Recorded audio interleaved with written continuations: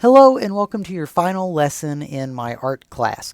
Now this lesson, I say it's your final lesson, but in actuality you only get to work on this lesson if you have completed all the other lessons in my class. So if you have not completed all the other lessons or you have a few lessons missing, now is your time to go back and complete them. Now, once you have all your lessons completed, then you can continue with this lesson. And this lesson will last until the end of the year. So you have, from this point to the end of the semester, to work on this project. So what is this project?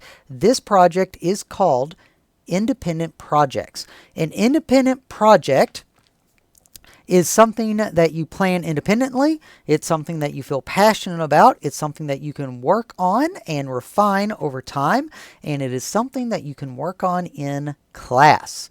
So what exactly is your independent project, or what could it be?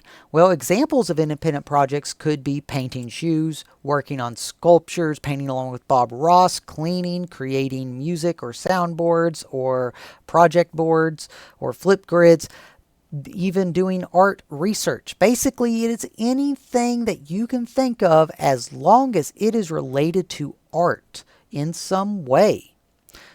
Now, here's some examples of independent projects that I have gotten from my students. Custom painting Pokemon cards. That is a popular independent project that some of my students like to do. Just paintings in general, where they want to recreate certain paintings that they've seen before, maybe painting along with people online, or working in groups to create a sculpture. That is also an option. Digital painting's an option. There's basically anything you can think of, as long as it's related to art, you can do it for this project.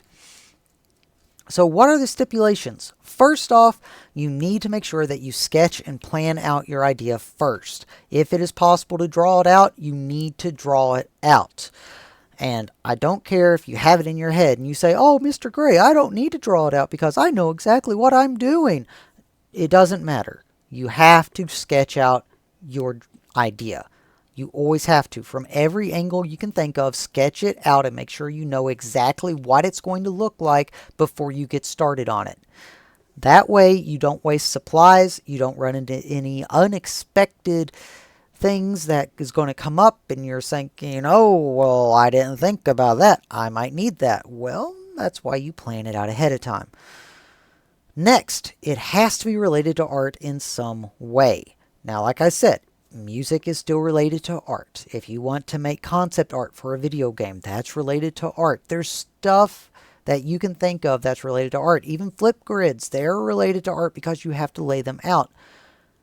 I will not accept you just to come into my classroom and do math homework because I stayed up all night playing this video game.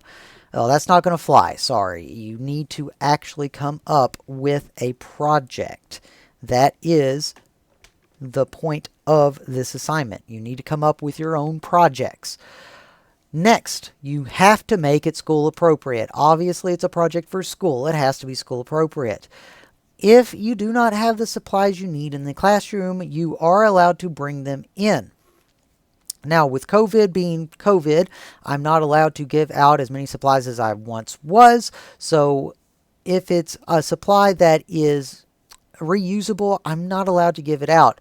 If it's a perishable supply, then yes, I am technically allowed to give some of those out, but still make sure that you ask me in class, and if it's something I can't provide for you, you will need to bring it in yourself. And finally, you must work on this project in class time. Now, I'm not saying all of it has to be in class time. Some of it can be at home. If you want to work on it at home, that's perfectly fine. But you need to make sure you do some of it in the classroom. Now, I always give my students some live examples as far as what projects that you could have. For instance, last year, whenever COVID first hit, my students and I made this mask. Last semester, we made a stormtrooper helmet because of student request. This is also made out of cardboard with some paper mache on it. Pretty simple stuff. This semester, what I have done, I have actually given you two options as far as what you would like to work with me on. The first option, I have created a cardboard lightsaber. So this is just cardboard, some hot glue, and some tape. Not only that, it has a light source in it as well. Now this right here, it cost me $1 at the Dollar Tree. I picked it up at Christmas or right after Christmas, and as you can see, it glows red. It has a blade on it, and it goes inside of this lightsaber. I'm going to show you how to make this if you want. Very simple to do. And as I mentioned, it also has a battery pack with lights that go in it for an optional effect if you want to do that. I step you through that process as well. So this whole project right here cost $1. That's all it did. $1, all it cost. And I show you how to make this. The other option that I have, which I show you how to make as well, is another lightsaber. This one is made out of PVC pipe. Now this one you are going to need some help with if you want to do anything major with it. Probably get an adult, maybe a uncle, grandfather, something like that to help you with it. But yes, this also has lights in it as well. And a blade that is also optional.